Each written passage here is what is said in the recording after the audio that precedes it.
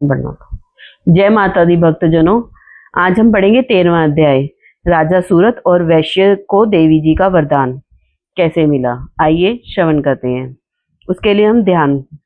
जो उदय काल के सूर्य के सदृश कांति वाली, जिनकी 4 भुजाओं में 5 अंकुश वर और अभय मुद्रा है, तथा जिनके 3 नेत्र, उन शिवा देवी को मैं भजता हूँ।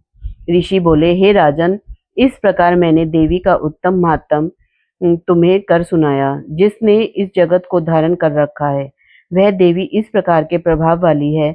वही देवी विद्या उत्पन्न करती है। उसी विष्णु की माया ने ही, हे राजन, तुमको, इस वैश्य को तो तथा और भी विवेकवान जनों को मोहित कर दिया। यह पहले भी मोहित थे, फिर आगे भी मोहित होंगे। इसलिए हे महाराज, तुम उसी परमेश्वरी की शरण में जाओ, क्योंकि वही देवी आराधना करने पर मनुष्यों को भोग, स्वर्ण एवं मोक्ष आदि प्रदान किया करती है।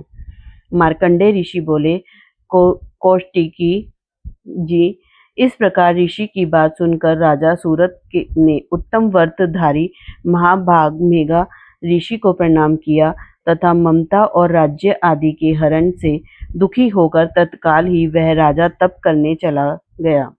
वह वैश्य भी निधि के समीप जाकर भगवती के दर्शनार्थ देवी के सूक्त का जप करने लगा, और फिर राजा तथा वैश्य दोनों नदी के समीप मृतिकों का से देवी की मूर्ति बनाकर प्रतिदिन पुष्प, धूप और हवन तर्पण आदि से धीरे धीरे आहार थोड़ा करते हुए निराहार होकर एकाग्रता से देवी जी में मन लगाकर एकचित्त होकर देवी जी की आराधना करने लगे। उन दोनों ने बलि प्रदान के समय अपने अंगों के रुधिर को प्रोक्षण दिया।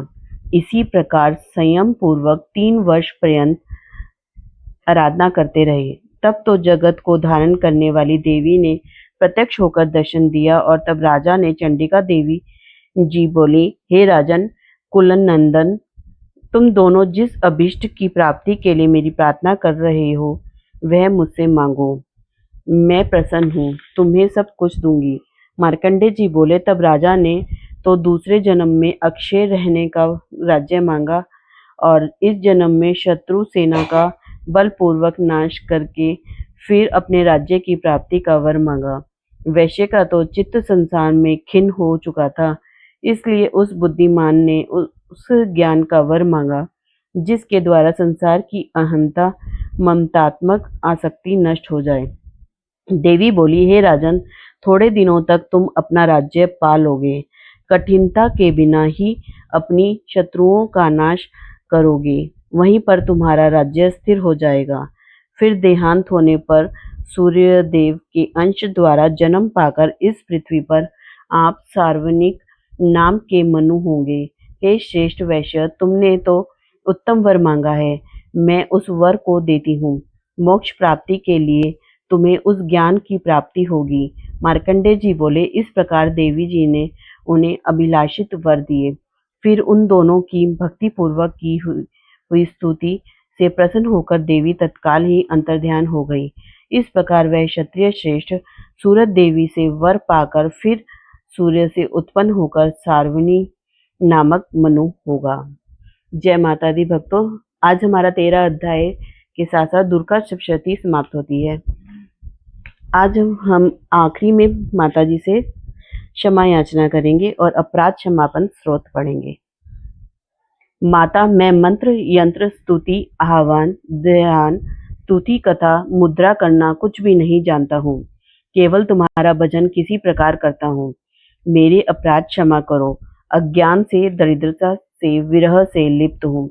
हे देवी, अपनी चरण सेवा में त्रुटि समझते हुए भी तुम मेरा अपराध क्षमा करो। मेरा सर्व प्रकार से उद्धार करो।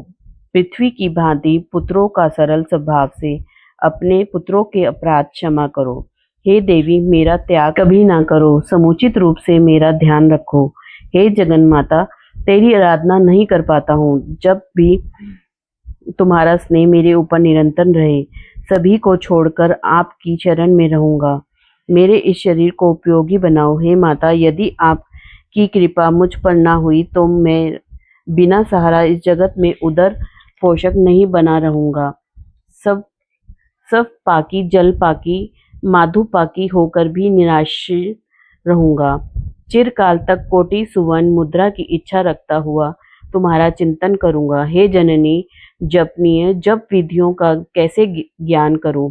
चिता की भस्म लेप कर, हलाहल विष का पान कर, दिशा का वस्त्र धारण कर, जटाधारी बना, कंठ में सर्पों को लपेटे, पशुपति शंकर के पति वाली कपाल हाथ में लिए, भूतेशों की पालन करने वाली, जगदीश की पदवी देने वाली, हे भवानी, तुम्हारे शरण में फल मिलेगा। ना मोक्ष की आकांक्षा है, ना संपूर्ण वैभव की ही इच्छा है, ना मुझे ज्ञान की अपेक्षा है। शशि मुखी की सेवा करता रहूं, यही इच्छा है और कोई भी इच्छा नहीं है। अब हे जननी, तुमसे मांगता हूँ कि जन्म लेकर मुझे तुम्हारी चरण सेवा में लिप्सा रहे। हे मृडानी रुद्रानी शिव भवानी का जप करूं। हे श्यामे, तुम यदि किंचित मात्र भी मुझ अनाथ पर कृपा कर दो तो मेरा कल्याण हो जाए। तुम्हारा भजन करता रहूं। हे दुर्गे, दया देने वाली, मैं भूख प्यास के वशीभूत होकर भी तुम्हारा स्मरण करता रहूं। हे जगदम्बे, इससे विचित्र बात क्या हो सकती है कि तुम अपनी कृपा से मुझे परिपूर्ण कर दो, अपराधी जानते हुए भी। हे माता, मेरे जैसे उपेक्षित पुत्र को भूल मत जाओ। मेरे समान पापी इस संसार में कोई नहीं है। तुम्हारे समान पापों को हरने वाला कोई नहीं है। ऐसा जानकर हे महादेवी, तुम जो उचित समझो वैसा करो। यहाँ हमारी दुर्गा सप्तशती समाप्त होती है। भक्तजनों, मुझसे कुछ त्रुटि हुई हो तो क्षमा करना। जय माता दी, जय माता दी।